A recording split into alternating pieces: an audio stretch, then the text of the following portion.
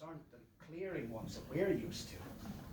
Dark, charcoal grey columns. I look up to the proscenium arch, this Roman town, and I wonder, am I stepping into the gladiator ring?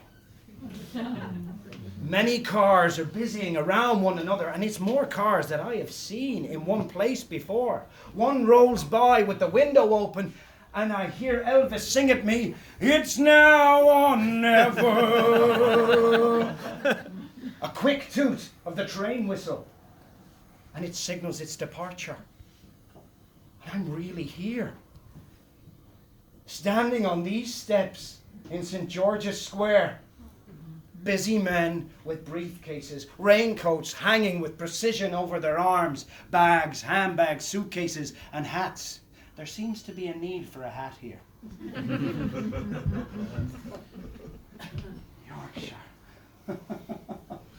What a place.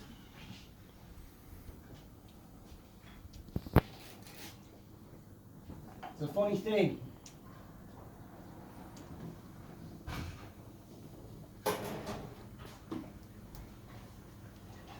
The water fountain I walk to, and the horses are galloping underneath.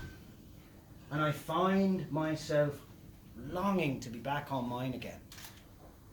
Just riding out into the hills.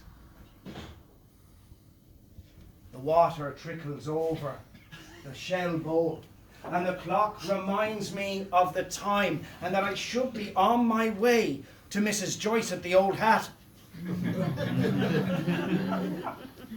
There's a lion in pride position on the building opposite. Now, is it facing left or right, lads? Right. Right. You must be looking from the left. No, they see, we're a bit undecided here, we're a bit undecided. Well, look, I got to tell you, the first time I ever saw it, I had to wonder, is it friend or foe? We shall see. Ah, a shame. It's the Muldoon brothers. Saw that I was a lost cause when it came to learning steps. And the other girls there, they would be desperate to avoid being partnered with me. I discovered the trick was not to look up. Avoid eye contact. Then there'd be no danger. I'd spot my hiding spot and I'd nip over for a breather.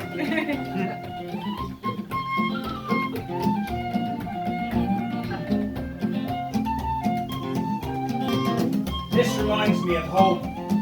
Just being here and listening to the music. There's something about it. I nip a glance over to the dance floor. Couples embracing, but only as close as the last. There's a light. I don't know where it comes from, but I see her. She is the most beautiful woman I have ever seen. You know the kind of beauty that swipes your breath. It just, your feet stick to the ground. Almost like Mother Nature is giving you a moment to appreciate the beauty that she's created. Just to ensure you appreciate her.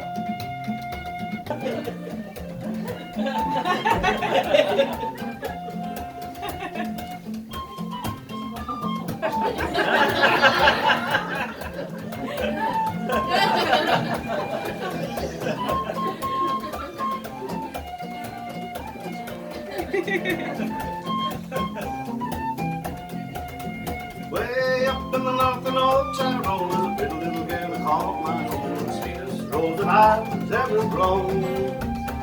And sure as the moon and stars above, I'm falling head over heels in love with a pretty little girl from Omar in the county of Tyrone. I was working on the bridge, and if you stood on the hill looking through onto the inside, it was like it was made and engineered using matchsticks. You know, like when you were a kid building the towers with the cards, all waiting just for a to watch it all fall down. They were hard and tiring days. The muck, it'd stick, but it was the pride you had in knowing what it was you were building. Earning sure felt good.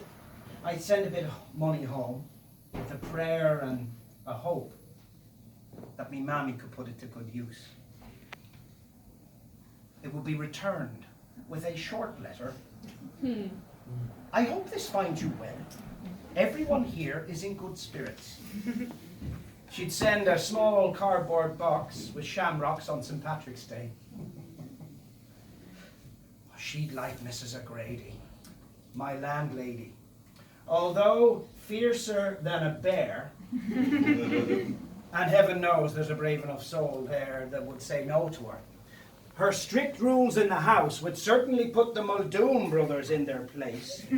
But she had a very interesting bargaining technique. Get yourself to the 11 o'clock mass and there'll be a place at her table for Sunday dinner. Now there's a conundrum. Father Seamus's 3-hour mass for a roast. Food heals as well as fills. Huddersfield. This fiercely independent town, robust industrial heritage, but I forever found myself out of my depth. I like to work, to build, but it's the little details I'm drawn to. I've been saving a bit of my wages. Just a little bit. I feel like faking. There's a small crack in the wall where I put a bit of money away each week. I've seen a camera in a shop. There's a silence to taking pictures, almost like you're stealing a moment in time. Your finger nervously hanging over the button, waiting to take this picture to keep. But from being a kid, the belly laughter that lasted hours.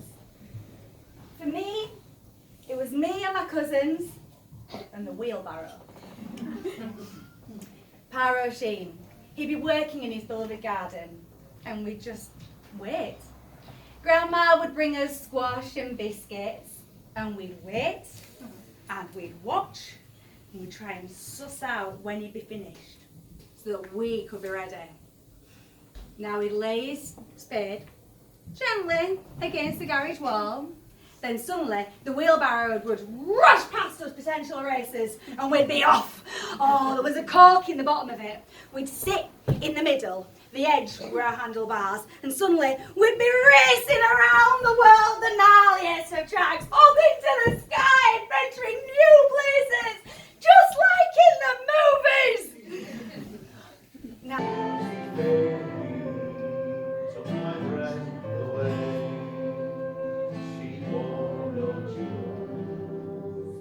Mayors were alive. Never again would Mayo win the All-Ireland final.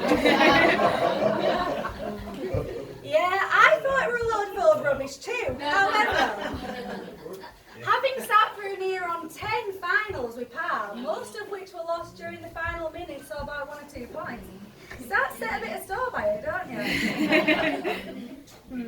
Well, this September, Pa, that curse is getting broken, isn't it? Yes. There's only one person still alive. No. God rest in his past. Yeah.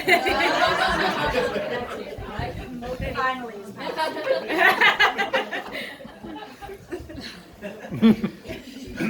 He got shot.